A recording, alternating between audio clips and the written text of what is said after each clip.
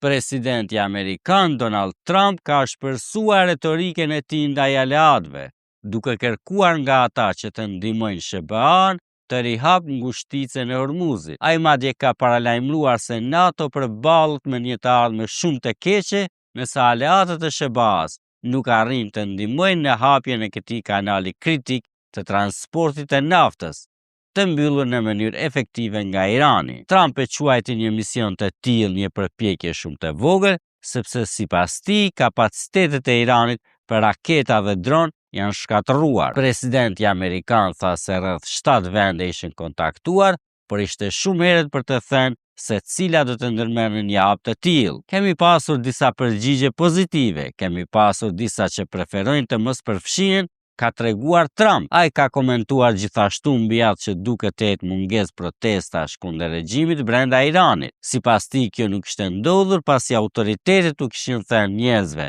se nëse protestojnë do të qelloheshin dhe do të vriteshin. Për të mësuar më shumë rreth përgjigjeve të disa shteteve ndaj kësaj kërkese të Trump dhe zhvillimeve të fundit në linjën e mesme, lexojeni telegrafi.com.